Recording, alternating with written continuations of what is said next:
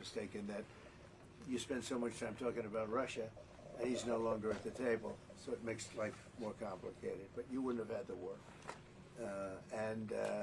Other than that, I think we're going to accomplish a lot, and I expect to. And I think our primary focus will be trade and trade with Canada, and I'm sure we can work something out. Yeah, very good. Thank you very much. Yeah, so much. Thank you very much. Mr. President, holding up a deal with Canada? Say it. What is holding up a deal with Canada from your perspective? It's not so much holding up. I think we have different concepts. I have a tariff concept, and Mark has a different concept, which is something that some people like. But we're going to see if we can get to the bottom of it today. I'm a tariff person. I've always been a tariff. It's simple, it's easy, it's precise, and it just goes very quickly. And I think Mark has a more complex idea, but also very good. So we're going to look at both, and we're going to see what we're going to come out with something, hopefully. Do you think a deal is achievable within days, within weeks? Is there that kind of runway? Yeah, it's achievable. Both parties have to agree. Yeah, sure. Mr. President, have you heard any signals or seen any messages from intermediaries that Iran wishes to de-escalate the conflict? Yeah. What have you heard? What have you heard from the Iranians? They'd like to talk, but they should have done that before. I had 60 days, and they had 60 days, and on the 61st day, I said, we don't have a deal. They have to make a deal, and it's painful for both parties, but I'd say Iran is not winning this war, and they should talk, and they should talk immediately before it's too late. And what would you say, in your opinion, what would it take for the U.S. to get involved in this conflict militarily? I don't want to talk about that. And you mentioned Putin. Do you think that he should have a seat at the G7 today, that it should be the G8? I'm not saying he should at this point, because too much water's gone over the dam, maybe. But it was a big mistake. Obama didn't want him, and the head of your country, the proud head of your country, didn't want him. This was a big mistake. You wouldn't have that war.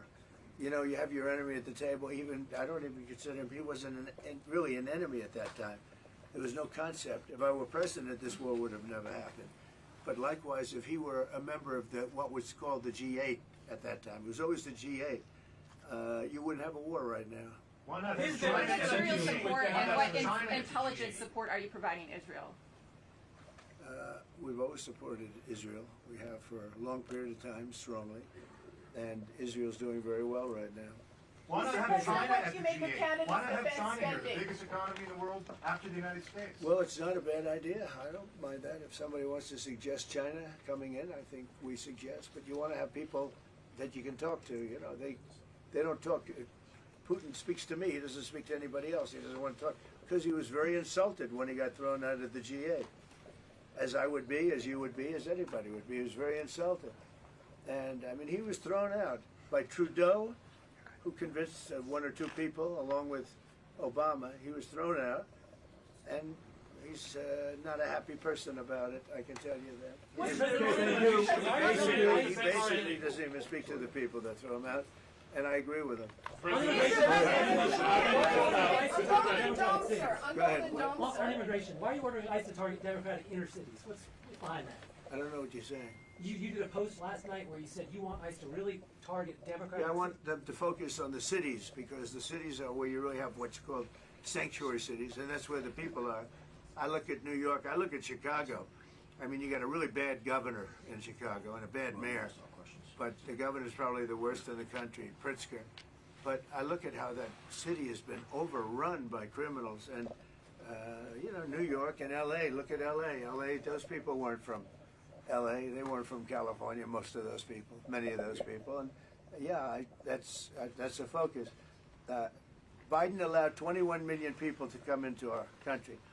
Of that, vast numbers of those people were murderers, killers, people from gangs, people from jails. They emptied their jails out into the U.S. Most of those people are in the cities, all blue cities, all Democrat-run cities, and they think they're going to use them to vote. It's not going to happen.